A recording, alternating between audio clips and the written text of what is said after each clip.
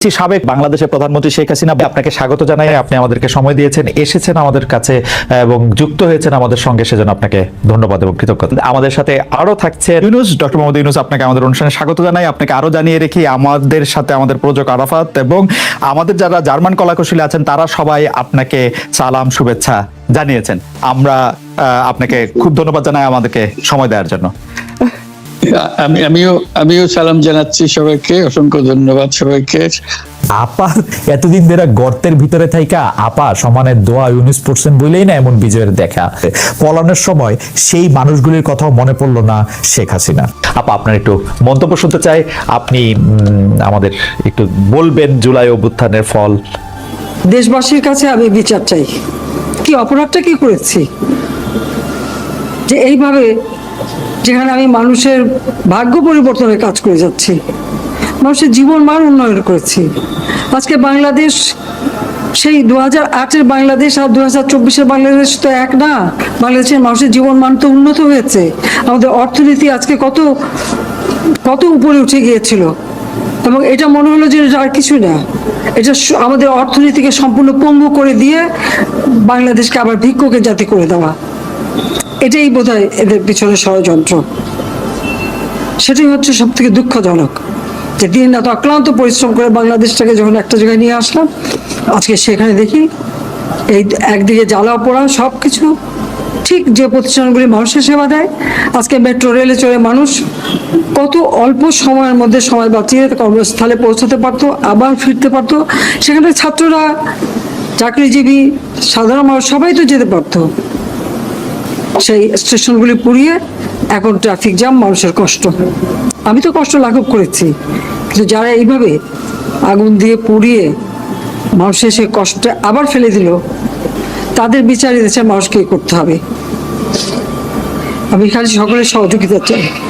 আর এইভাবে মায়ের কোল খালি হোক এটা আমি চাই না, কারণ আমি তো বাবা মা সব হারিয়েছি। আমি তো জানি হারাবার ব্যথা কত কষ্ট, কিন্তু সেই কষ্ট বুকে নিয়ে তো ফিরে আসছি এদেশের মানুষের জন্য। এখানে আমার তো কোনো চাওয়া পাওয়া নাই। আমি তো আমার ছেলে মেয়ের জন্য কিছু করিনি, শুধু তাদের লেখাপড়া, নিজেরাই চাকরি করছে, নিজেরাই পড়েছে। আমি কতটুকু করতে পেরেছি, কিন্তু আমি দেশের মানুষের জন্য করেছি। আজকে অন্তত মানুষের ভাত কাপড়ের ব্যবস্থা, চিকিৎসার ব্যবস্থা, তাদের কাজের সংস্থা সবই তো করে দিচ্ছিলাম। যখন আমরা এক উন্নয়নশীল দেশে মর্যাদা পেলাম, তখনই এই তাণ্ডব করে ঠিক যে জায়গাগুলি মানুষের সেবা করবে সেই জায়গাগুলিতেই আঘাত। শিক্ষা প্রতিষ্ঠানে হল ভেঙে দেওয়া। সবচেয়ে দুর্ভাগ্য যে ভিসির বাড়িতে আগুন দেওয়া। এর আগেও একবার ঢাকা ইউনিভার্সিটি ভিসির বাড়িতে আগুন দিয়েছিল, আপনাদের মনে আছে। রংপুরে সেখানে আগুন দিয়েছে, ময়মনসিংহ কৃষি বিশ্ববিদ্যালয় থেকে শুরু করে বিভিন্ন জায়গায় এই তাণ্ডব চালিয়েছে। রাজশাহীতে এই তাণ্ডব চালিয়েছে। বিশ্ববিদ্যালয়গুলিতে সেশন জট ছিল, আমি সরকার আসার পর থেকে কোনো সেশন জট নাই। লেখাপড়ার মান উন্নত করা, যাতে এখান থেকে পড়ে আবার বিদেশেও পড়তে হবে, সেই ব্যবস্থাও করে দিয়েছি। কিন্তু তারপরেও কোটা সংস্কার আন্দোলন, কোটা তো আমি বাতিলই করে দিয়েছি। আমি আহ্বান করেছিলাম যে একটু ধৈর্য ধরো, হাইকোর্টের শুনানি হবে, হাইকোর্ট যে রায় দেয় না। তারপরেও এই আন্দোলন হবে। আজকে এই যে এতগুলি মানুষের জীবনের ক্ষতি হলো, এতগুলি পরিবার ক্ষতি হলো, এর দায় দায়িত্ব কাদের? আমি দেশবাসীর কাছে সেই আহ্বান জানাবো যে এই ধরনের ধ্বংসযজ্ঞের জন্য এই দেশকে নিয়ে আর কেউ চালাতে না পারে। আমি সকলে সাহায্য চাই। আমি চাই না এভাবে মায়ের কোল খালি হোক আর এভাবে মানুষ অসহায় হয়ে পড়ুক। এই হাসপাতালটাই তো আজকে আপনারা দেখেন কত সুন্দরভাবে করে দিয়েছি। কিছু নেই হাসপাতালে, একটা লিফটও ছিল না আমি যখন সরকারে আসি। আর সেই এই হাসপাতালও আমার আব্বা স্বাধীনতার পর জাতির পিতা বঙ্গবন্ধু শেখ মুজিবই করে দিয়েছিলেন। আমি সেটা উন্নতি করেছি বলেই তো আজকে চিকিৎসা দিতে পারছি, নইলে এত রোগীর চিকিৎসা দেওয়া কোনোদিন সম্ভব হতো না। তো আমার কি এটাই অপরাধ যে আমি মানুষের জীবন মান উন্নত করার জন্য কাজ করেছি, আর সেই জায়গাগুলিকে হামলা করতে হবে? কোভিড-19-এর সময় যেখানে আমরা সব থেকে ভালোভাবে মানুষের চিকিৎসা দিতে পেরেছি, সেই কোভিড হাসপাতাল সেটাও সেখানে আগুন দিয়েছে।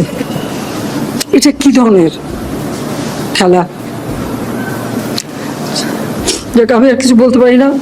আমি যে এগুলি এক একদিন দেখি আর শেখ হাসিনা বাবা, আপনাকে অনেক ধন্যবাদ, অনেক ধন্যবাদ। সরাসরি প্রশ্নে চলে আসি যে প্রফেসর ইউনূস, আপনি সাধারণত সাক্ষাৎকার দিতে চান না, অনেকে বলে থাকেন দেশি গণমাধ্যমে কথা বলতে আপনি স্বাচ্ছন্দ্য বোধ করেন না। এর কারণ হিসাবে কেউ কেউ বলেন আপনি প্রশ্নের মুখোমুখি হতে হয়তো পছন্দ করেন না, আবার কেউ কেউ বলেন কিছু না বলেও আপনি যে দুর্যোগের মধ্যে আছেন, বললে না জানি কি হতো। আপনার মন্তব্য একটু শুনতে চাই প্রফেসর ইউনূস। না, তুমি তো সবটা বলে ফেলেছ সমস্যাগুলোকে। কাজে এই হলো অবস্থাটা হলো, আমি বলছি দেশের কাউকে কিছু বলি না এমন কথা তো নয়। বাইরে বিদেশেও যে সবাইকে যে সাদরে নিয়ে আসি তাও না, তাদেরকে অনেক শর্ত দিই আমার এই কথাগুলো লেখার ছাপানোর আগে আমাকে বলতে হবে, যাতে আবার এমন কোনো কথা শব্দ এমন থেকে না যে আমি আর বিপদের সম্মুখীন হব। আমি শুধু বিপদ থেকে দূরে থাকার জন্য এটা করছি, কারণ আমি চারদিকে বিপদের মধ্যে আছি। কাজে কথা না বলা এটা একটা নিজেকে রক্ষা করার একটা সুবিধা আর কি। যত কম বলা যায় ততই হয়তো ঝামেলার থেকে বাঁচবো। সম্পূরক প্রশ্ন করতেই হয়, নিজেকে কতটা রক্ষা করতে পারলেন প্রফেসর ইউনূস? পারলাম না তো, তো খালি বাড়ছে। এখন তো বড় কঠিন অবস্থার মধ্যে পড়ে গেছে। কিছুদিন আগে হয়তো খবর পেয়েছে এই মাসের মধ্যেই যে 12 তারিখে যে ঘটনা ঘটলো, যে আমাদের অফিসের মধ্যে ঢুকে গেল লোকজন, ঢুকে বললো যে এটা আমরা এখন দখল করলাম, এখান থেকে আমরা চালাবো। এটা কি ধরনের আবদারিকতা? আমরা পুলিশের কাছে গেলাম, বললো যে আমরা এই ব্যাপারে কিছু করতে পারবো না। কাজে তারাও কিছু করলো না। আমরা যাবোটা কোথায়? পুলিশও কিছু করবে না, ওরাও জবর দখল করার জন্য ছুটে আসবে, আমাদের আইন কানুন কিছুই মানবে না। আর আমাদের একটা প্যানিক সৃষ্টি করলো আমাদের পুরো অফিসের মধ্যে যত লোকজন আছে, বিশেষ করে মহিলা সহকর্মী যারা আছে, তারা খুবই ভীত সন্ত্রস্ত হয়ে গেল যে কি কারবার, কি হলো এটা। দেখা যায় সমস্যার পরিমাণ বাড়ছে, কমছে না। সমস্যা পরিমাণ বাড়ছে, কমছে না। আমি একটু পিছনে আদালতে আপনার বিরুদ্ধে রায় ঘোষণার পরে আপনি একটা প্রতিক্রিয়া দিয়েছিলেন। সেই প্রতিক্রিয়া আপনি বলেছিলেন যে বাংলাদেশের একটি কথায় আপনি এরকম বলেছেন যে বাংলাদেশের প্রতিটি নাগরিককে অন্যায়ের বিরুদ্ধে এবং গণতন্ত্র এবং মানবাধিকারের পক্ষে এক কণ্ঠে কথা বলার আহ্বান জানায়। অনেকে এইটাকে দেখছেন হচ্ছে এরকম করে যে আপনি গণতন্ত্রের পক্ষে লড়াইয়ে সামিল হতে বলছেন। প্রশ্ন কেউ করছেন, প্রশ্ন উঠছে, আপনি কি এইসব মামলা মোকদ্দমা থেকে মুক্তি পেতে এই সরকারেরই পরিবর্তন চাইছেন? খালেদ, তুমি কি গণতন্ত্রের বিরুদ্ধে নাকি? হঠাৎ এটা নিয়ে তো গণতন্ত্রের কথা বললাম আমার জন্য। তুমি তো বলে তুমি বলছো যে আমিও তো আছি, কাজে আমাকে পৃথকভাবে বলতে হচ্ছে কেন? আমরা সেটাই বলতেছি, কাজে আমরা কেউ গণতন্ত্রের বিপক্ষে না, সবাইকে স্মরণ করিয়ে দেওয়া যে আমরা সবাই গণতন্ত্রের পক্ষে, মানবাধিকারের পক্ষে, আমরা ন্যায় নীতির পক্ষে, রুল অফ লর পক্ষে।